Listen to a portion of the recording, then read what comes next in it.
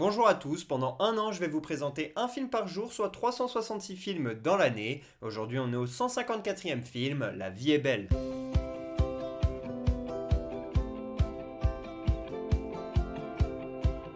La vie est belle est un film sorti en 1997, réalisé par Roberto Benigni. Il ne faut pas le confondre avec le film du même nom, réalisé par Frank Capra, dont on a déjà parlé cette année. Ici on est sur un film italien, La vita è bella, que l'on appelle La vie est belle en français, et ça raconte l'histoire d'un juif italien à l'aube de la Seconde Guerre mondiale. Bien évidemment, il y a beaucoup d'interdits qui arrivent pour le peuple juif à cette période-là, et lui c'est quelqu'un de très jovial, de très souriant, ce personnage qui s'appelle Guido, et donc il essaie de montrer à son fils que malgré tous les interdits, eh bien, il faut continuer de sourire à la vie, parce que la vie est belle, et donc c'est cette histoire-là que l'on va suivre, et cet homme il est interprété par Roberto Benigni, qui est également le réalisateur de ce film, et d'ailleurs il obtient un Oscar pour sa performance en tant qu'acteur, et c'est la seconde fois de l'histoire qu'un acteur obtient un Oscar pour un film qu'il a lui-même réalisé. Ça avait été le cas de Laurence Olivier dans le film Hamlet. Son fils est joué par Giorgio Cantarini, que l'on connaît également pour jouer le fils de Maximus dans Gladiator, et sa femme elle est jouée par Nicoletta Braschi, qui est également la femme de Roberto Benigni en dehors du tournage. À sa sortie, le film est un immense succès. Il rapporte plus de 230 millions de dollars au box-office. Il est nommé à 7 reprises aux Oscars et il en remporte 3 pour la musique de Piovani, pour le meilleur film étranger et donc pour le meilleur acteur qui est remporté par Roberto Benigni. Et si vous avez envie de sourire un petit peu, regardez la vidéo sur YouTube où on voit sa réaction quand il reçoit cet Oscar. Franchement, c'est hyper démonstratif, c'est magnifique, un peu avec voilà, cette grandeur italienne et puis ce sourire que Roberto Benigni a et qu'il nous partage, c'est magnifique. N'hésitez pas à regarder ça. Puis le film a aussi gagné 10 David di Donatello qui récompense le cinéma italien, l'équivalent de nos Césars. D'ailleurs, un César, il en remporte un, ainsi qu'un prix à Cannes. Bref, le succès est immense. Si je vous parle de ce film aujourd'hui, c'est parce que le 2 juin est la fête nationale italienne. Il célèbre la naissance de la République italienne. Et si la date du 2 juin elle a été sélectionnée, c'est parce que c'est la date du référendum institutionnel qui a eu lieu en 1946. Et suite à ce référendum dans lequel les Italiens ils ont choisi la République plutôt que la monarchie, eh bien le 11 juin 1946, la République italienne a pu être proclamée. C'est également un jour férié en Italie. La Festa della Repubblica, l'équivalent de notre 14 juillet à nous, est en ce jour particulier pour l'Italie. Je voulais vous présenter mon film italien préféré, La vie est belle, qui est d'ailleurs l'un de mes films préférés tout court, hein, en dehors du cinéma italien. Et le cinéma italien, j'aime aussi beaucoup La Strada, dont je vous ai déjà parlé cette année, Aprile de Nanni Moretti, qui est vraiment particulier, très proche de la réalité et du documentaire.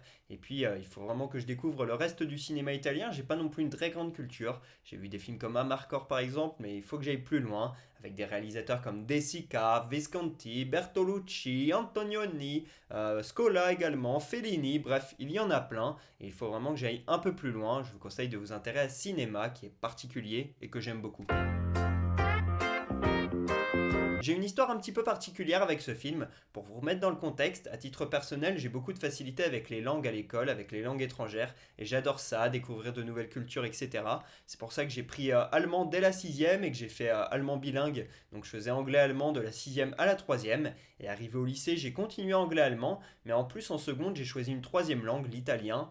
C'était une option, et je voulais faire ça parce que déjà il y avait un voyage en Italie qui était prévu, et puis parce que j'ai vraiment beaucoup de facilité avec les langues, donc ça me faisait des bonnes notes facilement. D'ailleurs au bac j'ai eu 19 sur 20, donc ça a vraiment marché, ça m'a fait des points très faciles en italien, ça m'a permis de découvrir une nouvelle langue et puis une nouvelle culture, etc.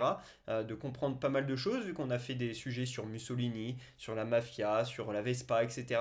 Donc au niveau de la culture italienne, eh bien j'ai quand même une bonne base on va dire. Et donc notre prof en fin d'année elle nous a montré La vie est belle, mais le problème c'est que j'étais avec des potes dans ce cours là et je passais mon temps à discuter pendant ce film. Je me souviens que la première séance, eh bien, j'avais quasiment aucun souvenir du film. Et quand la deuxième séance est arrivée, puisque le film dure environ 2 heures, donc il fallait au moins 2 voire 3 séances pour pouvoir regarder le film en entier, eh bien la prof m'a déplacé parce que lors de la première, je regardais pas le film, quoi. Je passais mon temps à parler et à déranger un peu. Et donc du coup, elle m'a déplacé. Donc là, je n'avais plus le choix. Je devais regarder le film et me concentrer. Et donc j'ai vraiment bien connu la deuxième partie du film, mais pas trop la première où je n'y étais pas. Et quand je l'ai revu ensuite avec ma famille, environ, je sais pas, 2 3 ans plus tard, eh bien, j'avais l'impression de redécouvrir le film. Je savais que j'avais vu La vie est belle et tout, je m'étais dit, allez, on peut le remettre. Et en fait, le début du film, je m'en souvenais pas du tout, bah, parce que je regardais pas vraiment. Et donc, j'avais l'impression de découvrir autre chose. Et puis, vers la moitié du film, c'est bon, j'ai compris. Je dis, ah oui, c'est bien ça qui me semblait, c'est bien ce qui va se passer. Et donc, je connaissais la fin, etc. Mais lors de ce visionnage, eh bien, j'ai été pris d'une émotion terrible. Voir voilà, cette fin, bah, je vais pas vous la raconter, mais elle est vraiment immensément. Enfin, moi, elle m'a énormément bouleversé, elle m'a touché à fond. Et j'ai complètement pleuré, mais comme j'ai jamais pleuré devant un film quasiment. Il y a peut-être N'oublie jamais qui m'a fait ça.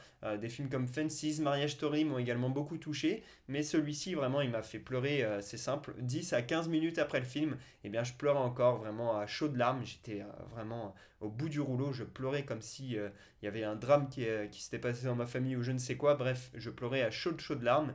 Et bah, du coup, comme j'avais du mal à me remettre, etc., pendant environ 1 heure après, je regardais bah, les réactions de Benigni aux Oscars, des interviews de lui, etc. Et bref, de fil en aiguille, j'ai passé ma soirée à regarder des trucs comme ça. Et je me suis couché à pas d'heure.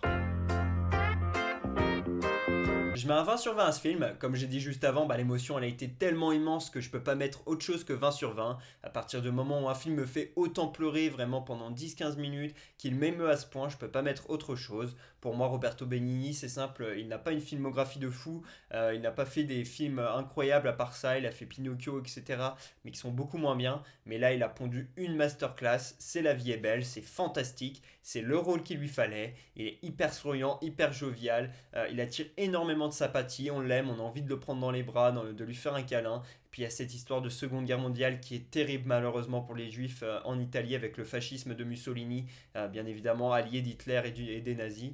Bref, une situation très compliquée et donc on est pris avec cette émotion hyper forte et c'est ça qui m'a marqué. Et puis également la construction scénaristique est très folle et incroyable. La reconstruction de l'époque et voilà, de cette Italie en pleine guerre, c'est aussi quelque chose qu'on connaît moins. On parle beaucoup de la France sous la guerre, de la situation des Allemands, on parle aussi de l'arrivée des Américains ou encore du Japon avec des films comme Oppenheimer, mais on ne parle pas trop finalement, je trouve, de la guerre côté italien. Et bah là, ça vous permettra de découvrir ce que c'était que d'être juif en Italie à cette époque. Et accrochez-vous bien et préparez vos mouchoirs, car si, franchement, là, si vous pleurez pas là, je pense que vous ne pleurez pas devant un film. Bon, en tout cas, ça dépend, hein, chacun son émotion. Mais moi, celui-ci, il m'a totalement bouleversé.